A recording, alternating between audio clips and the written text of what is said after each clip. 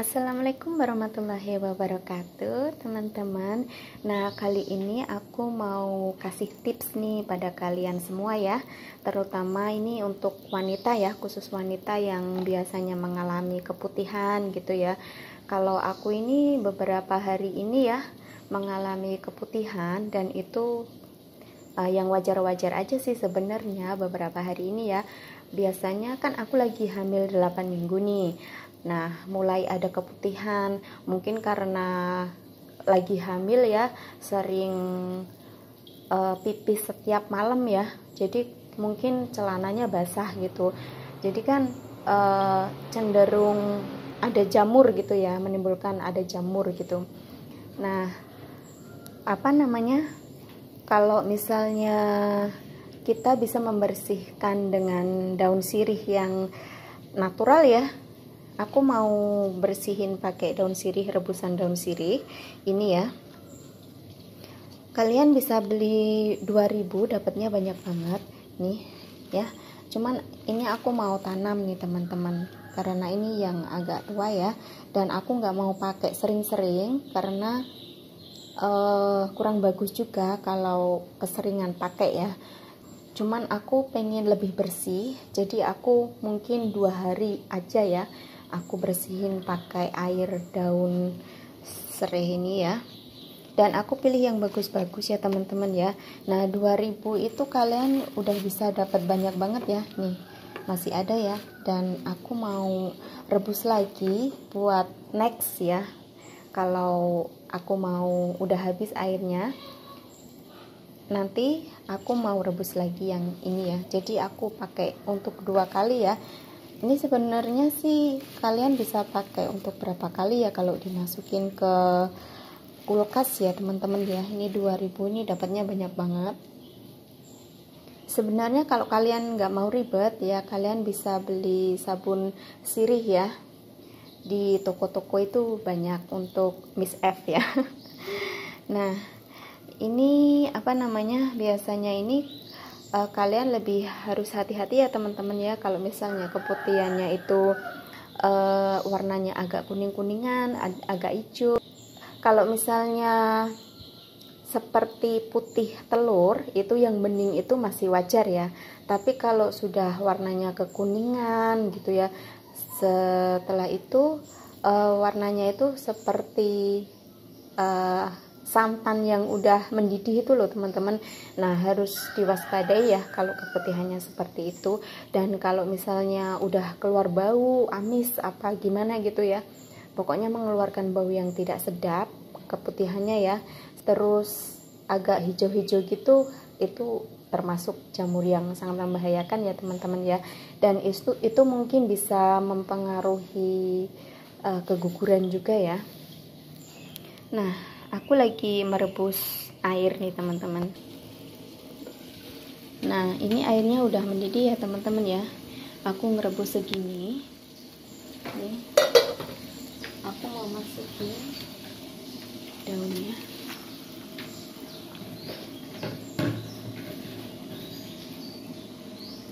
Nih ya.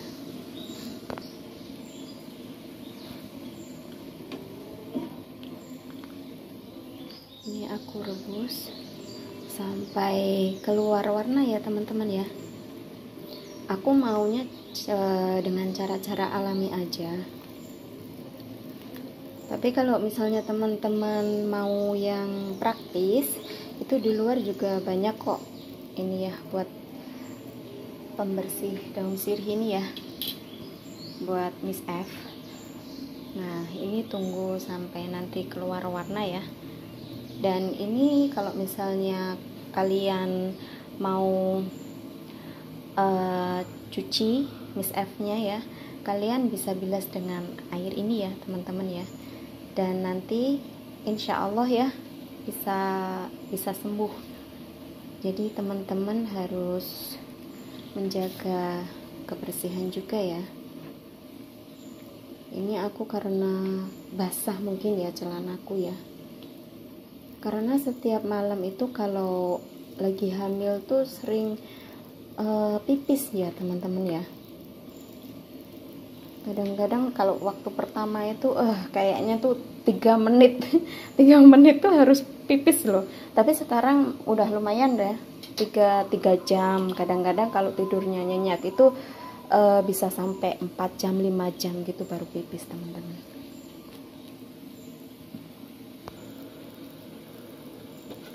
Kita buka. Nah, ini aromanya sudah keluar ya teman-teman, aromanya seger banget.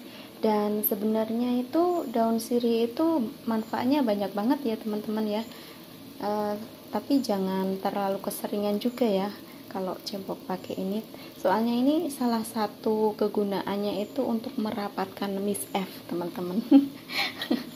Jadi nanti takutnya itu kalau waktu mau lahiran malah takutnya nanti malah lubangnya itu lebih seret ya teman-teman ya, lebih nutup gitu kan. Jadi nanti takutnya itu kalau lahiran malah susah. Nah, ini aromanya seger banget. Ini udah agak keluar warna ya teman-teman ya. Jadi aku matiin apinya. Udah, kita tunggu beberapa saat ya. Ini biar daunnya di sini dulu. Setelah itu jangan lupa diangkat ya teman-teman ya. Jangan kelamaan campur sama airnya ya. Soalnya takutnya nanti malah justru nggak bagus gitu loh kalau direndam lama-lama sama airnya ya. Nah, ini untuk mengeluarkan lebih banyak warnanya gitu ya. Terus lebih lebih ada aroma ininya ya, daunnya ya. Jadi kita biarkan sebentar aja lalu kita bisa buang ya. Nah, kalau aku sih caranya seperti itu ya teman-teman ya, soalnya kan aku belum punya kulkas. Jadi kalau misalnya kelamaan juga yang itu ya, yang fresh ya, nanti membusuk gitu loh. Jadi aku ini 1 kali pakai ya, nanti langsung aku mau buang. Untuk sementara aku diamin dulu di sini ya, tapi jangan lupa lama-lama maksudnya tuh jangan lama-lama direndam ya teman-teman ya. Biasanya itu kalau bikin obat atau jamu-jamu gitu ya, kayak teh gitu misalnya, kalau teh itu kayak bahan-bahannya di ini terlalu lama, itu biasanya itu bisa jadi poison teman-teman. Kadang-kadang kan kalau misalnya bahannya disimpan sampai 2 hari gitu kan, terus maksudnya 1 hari itu bahannya itu udah berubah ya, rasanya udah berubah teman-teman. Nah, jadi kalau mau bikin teh gitu-gitu jangan terlalu lama direndam, takutnya nanti malah bikin poison gitu ya. Nah, gitu ya teman-teman ya. Ini cuman ini. Nah, teman-teman harus tetap jaga kesehatan juga ya. Dan selalu untuk ibu hamil ya, terutama untuk ibu hamil, semoga dediknya sama ibunya diberi kesehatan, terus suaminya itu diberi kesabaran. Karena kalau misalnya lagi hamil tuh ya teman-teman ya, kadang-kadang kan mual, terus lemas gitu ya, terus apa-apa lagi males gitu ya. Jadi suami itu kadang-kadang harus lebih ngerti ya. Kalau aku itu kadang-kadang ya, karena bau sesuatu makanan itu kadang mual teman-teman. Jadi suamiku yang masak gitu. Kadang suamiku yang masak. Kadang kan lagi mutah-mutah nih, setelah mutah tiduran baring gitu kan.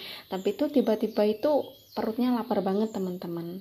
Ya, perutnya lapar banget. Dan kalau udah lapar itu kayak nggak bisa nunggu lama-lama gitu. Pokoknya harus sekarang juga makan gitu. Soalnya rasanya tuh kayak semakin lemas, kayak kadang-kadang mau pingsan gitu rasanya kayak gitu. Terus mau bangun juga kan gimana gitu ya rasanya ya. Nah, kadang-kadang itu suamiku yang bikin susu. Kan aku suka minum susu ya teman-teman ya, untuk kesehatan bayiku ya. Jadi untuk bayi yang masih ada di kandungan gitu, harus cukup nutrisi dan vitamin ya teman-teman ya. Nah, sekian dulu video dari aku ya teman-teman ya. Dan harus waspada, selalu hati-hati jika ada keputihan yang sampai keluar bau gitu ya teman-teman, keluar bau nggak enak gitu, lebih baik itu periksa ke dokter ya teman-teman ya. Makasih ya teman-teman sudah menonton videoku. Wassalamualaikum warahmatullahi wabarakatuh.